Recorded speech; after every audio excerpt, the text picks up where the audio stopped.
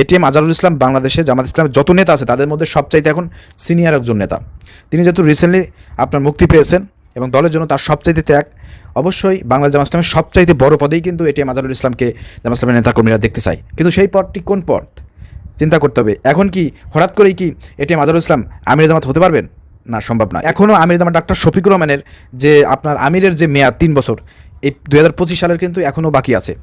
অতএব সেই সময় না আসা পর্যন্ত এটিএম আজহারুল ইসলাম কিন্তু আমির পদে তিনি আসতে পারবেন না। তিনি বর্তমান নায়েবে আমির হিসেবে আছেন, কিন্তু যখন নির্বাচনের সময় আসবে তখনই কিন্তু নির্ধারিত হবে, তখন কিন্তু আপনার শুরা সদস্যের ভোটের মাধ্যমে তখন কিন্তু আমির নির্বাচিত হবে। তখন দেখা যাবে যদি জামাত ইসলামের যারা শুরা সদস্য আছেন তারা যদি চান যে এটিএম আজহারুল ইসলামকে আমির হিসেবে তারা দেখতে চান, তাহলে দেখা যাবে তাদের গোপন ভোটের মাধ্যমে যদি এটিএম আজহারুল ইসলামের নাম আসে সবার চাইতে বেশি, তাহলে তিনি আমির জামাত হিসেবে দায়িত্ব পালন করবেন। আর সেখানে যদি এটিএম আজহারুল ইসলাম বাদে অন্য যে কোনো নাম, আমির জামাত ডাক্তার শফিকুর রহমান বলেন, আরও যারা শুরা সদস্য যারা আছে ওখানে কিন্তু আসলে প্রার্থী কিন্তু সবাই, যতগুলো ভোটার আছে শুরা সদস্যই, যতগুলো সদস্য আছে সবাই কিন্তু প্রার্থী।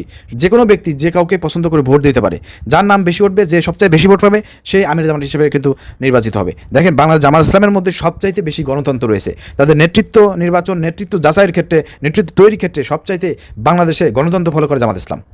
আর এই গণতন্ত্র কিন্তু ইসলামী গণতন্ত্র, এটা কিন্তু আপনার ওই বাংলাদেশের যে গণতন্ত্র আছে কুফরি গণতন্ত্র সেই গণতন্ত্র না, ঠিক আছে? এটা ইসলামী গণতন্ত্র। শুরা সদস্যের মাধ্যমে সবার পরামর্শের ভিত্তিতে রাসূল সাল্লাল্লাহু আলাইহি ওয়াসাল্লামের পরে যেভাবে আবু বকর, ওমর রাদিয়াল্লাহু তাআলা, উসমান, আলী রাদিয়াল্লাহু তাআলা যেভাবে খেলাফত প্রতিষ্ঠিত হয়েছে, যেভাবে আমির নির্বাচিত হয়েছিলেন, ঠিক ওইভাবে কিন্তু শুরা সদস্যদের মাধ্যমে কিন্তু আপনার এই আমিরগুলো বাংলাদেশ জামাত ইসলামের নির্বাচিত হয়। তো এখানে সবচাইতে বাংলাদেশ জামাত ইসলামী একমাত্র দল যে বাংলাদেশে যারা গণতন্ত্র ফলো করে দেয়। আর গণতন্ত্রের নামে যারা গণতন্ত্রের ফেনা উঠায়, আওয়ামী লীগ, বিএনপি, তাদের দলের মধ্যে কোনো গণতন্ত্র নাই, পরিবারতন্ত্র তাদের দলের মধ্যে। তো প্রিয় দর্শক, সব কিছু পর্যালোচনা করে যেটা আমরা বুঝতে পারলাম যে এটিএম আজহারুল ইসলাম বর্তমান তিনি নায়েবে আমির হিসেবে আছেন।